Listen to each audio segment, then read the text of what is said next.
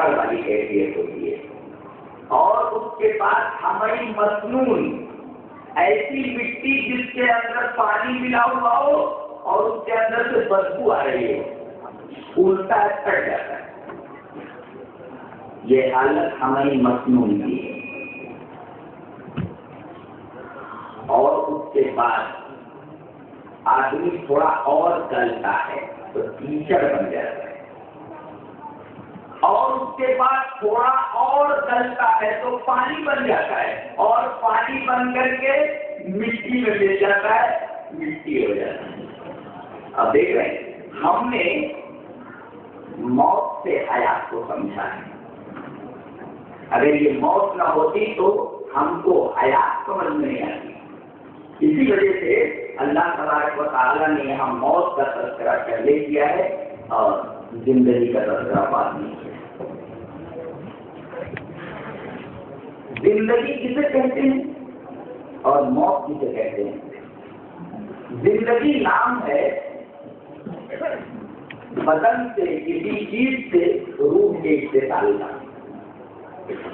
روح کسی چیز سے اگر متصل ہو جائے تو وہ چیز زندہ ہو جاتی ہے. تو زندگی نام ہے کسی چیز سے، کسی بدن سے روح کے اتصال کا. اور موت کسے کہتے ہیں؟ کسی بدن سے روح کے انتقال کا. روح کسی بدن سے نکل جائے اسی کو موت کہتے ہیں، اور روح کسی بدن کے اندر آ جائے اسی کو زندگی کہتے ہیں. تو موت کی تاریخ بھی سمجھ میں آ گئی اور زندگی کی بھی تاریخ سمجھ میں آ گئی. روح کئی قسم کی ہوتی ہے. جیسے روح ہوتی ہے نباتات میں، اس کو روح نباتی کہتے ہیں. یہ پیڑوں میں ہوتی ہے. اگر اس کے اندر روح نہ ہو تو پھر پیڑ بڑھے گا نہیں، یہی حالت رہے گا. اور اس کے بعد ایک روح ہے، روح حیوانی جو جانداروں میں ہوتی ہے.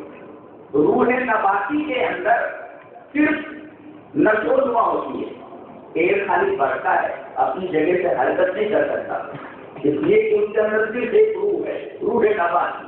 اور ایک روح ہوتی ہے روح حیوانی، جو حیوانات سے ہوتی ہے. وہ چلتے بھی ہیں، حرکت بھی کرتے ہیں، بڑھتے بھی ہیں، یہ روح حیوانی. اور ایک روح انسانی ہے جو انسان کو حیوانات اور اشجار درختوں سے ممتاز کرتی ہے. وہ روح انسانی. اس روح کے آ جانے کی وجہ سے انسان معلومات کو جمع کر کے مشغولات کا اظہار کرتا ہے. کچھ چیزیں معلوم ہوتی ہیں اور پھر ان معلوم چیزوں کو اپنی تحقیق کے دائرے میں لا کر کے کوئی چیز نہ معلوم ہے اس کو حاصل کر لیتا ہے، معلوم کر لیتا ہے. یہ صفت صرف اور صرف انسان کے اندر ہے. یہ خصوصیت صرف انسان کی ہے، اس لیے کہ اللہ نے اس کے اندر روح انسانی ڈال دی ہے. تو اگر یہ روح نکل جائے، مثلاً پیڑ سے اگر روح نباتی نکل جائے تو پیڑ مردہ ہو جائے گا. اسی طرح اگر کسی حیوان سے روح نکل جائے تو حیوان مردہ ہو جائے گا. انسان سے روح انسانی نکل جائے تو انسان مردہ ہو جائے گا. ایسے ہی ایک اور روح ہوتی ہے جو قوموں کے اندر ہوتی ہے. قوم کے اندر روح ہوتی ہے. قرآن حکیم نے اس روح کو خود اپنا نام دیا ہے کہ میں وہ روح ہوں. اگر قوموں سے یہ روح نکل جائے تو قوم مردہ ہو جائے گی. اللہ فرماتا ہے وَكَذَلِكَ أَوْحَيْنَا إِلَيْكَ رُوحًا مِنْ أَمْرِنَا. ہم نے آپ کی طرف روح وحی کی ہے. قرآن حکیم تمام دنیا کی قوموں کے لیے آیا ہے اور روح بن کر کے آیا ہے. اس کا مطلب یہ ہوا کہ اگر قوموں میں یہ روح آ جائے تو قوم زندہ ہو جائے گی، اور اگر قوموں سے یہ روح نکل جائے تو قوم مردہ ہو جائے گی. اس لیے کہ کوئی بھی چیز بغیر روح کے زندہ نہیں رہ سکتی.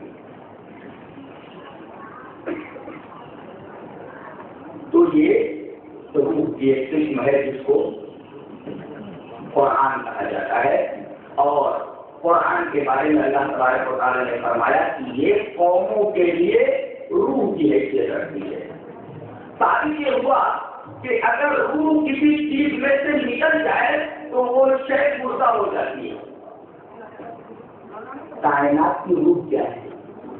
قوموں کی روح قرآن ہے، اور انسان کے لیے جینے کے لیے ضروری ہے کہ اس کے اندر روح انسانی ہو، حیوانات کی زندگی کے لیے ضروری ہے کہ اس میں روح حیوانی ہو، درختوں سے پڑھنے کے لیے ضروری ہے کہ اس میں روح نباتی ہو۔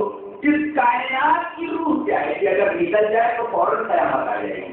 اللہ نے اپنے رسول کے ذریعے وہ بات بھی بتا دی ہے کہ آؤ میں بتاتا ہوں کہ کائنات کی روح کیا ہے، کہ اگر کائنات سے، اس دنیا سے، زمین اور آسمان میں وہ چیز نکل جائے تو فوراً قیامت آ جائے گی، کائنات مردہ ہو جائے گی۔ مسلم شریف کی روایت ہے، اللہ کے رسول صلی اللہ علیہ وسلم نے ارشاد فرمایا لا تقوم الساعۃ حتی یقال فی الارض اللہ اللہ، قیامت اس وقت تک قائم نہیں ہوگی جب تک کہ کوئی اس دنیا میں، اس کائنات میں اللہ اللہ کہنے والا ہوگا۔ بتائیے اس حدیث پاک سے آپ نے کیا سمجھا؟ یہی کہ کائنات کی روح اللہ کا ذکر ہے۔ ایک بھی آدمی اگر اللہ کا ذکر کرنے والا اس دنیا میں رہا تب تک قیامت نہیں جائے گی۔ آخری آدمی جو اللہ کا ذکر کر رہا تھا وہ اس دنیا سے چلا گیا، اب اللہ کہنے والی کوئی زبان نہیں رہ گئی، فوراً قیامت نازل ہو جائے گی اور اس کائنات کو، اس دنیا کے نظام کو درہم برہم کر دیا جائے گا۔ تو کائنات کی روح کیا ہے؟ ذکر اللہ ہے، اللہ کا ذکر ہے۔ اور آپ غور کریں تو کائنات کی ہر شے کی روح یہی ذکر ہے۔ پتے اس وقت تک کھڑے رہتے ہیں جب تک تسبیح کرتے رہتے ہیں۔ اللہ فرماتا ہے وَإِن مِّن شَيْءٍ إِلَّا يُسَبِّحُ بِحَمْدِهِ وَلَكِن لَّا تَفْقَهُونَ تَسْبِيحَهُم، کائنات کی کوئی شے ایسی نہیں ہے جو اللہ کی تسبیح نہ بیان کر رہی ہو۔ یہ اور بات ہے کہ تم اس کی تسبیح کو نہیں سمجھ رہے ہوتے، اور یہ قوم کے پاس کی بات ہے۔ اگر چڑیا بول رہی ہے تو ہم اسے سمجھتے ہیں کہ چڑیا بول رہی ہے، لیکن حقیقت میں وہ اللہ کی تسبیح بیان کر رہی ہے، ہماری سمجھ میں وہ چیز نہیں آ رہی ہے۔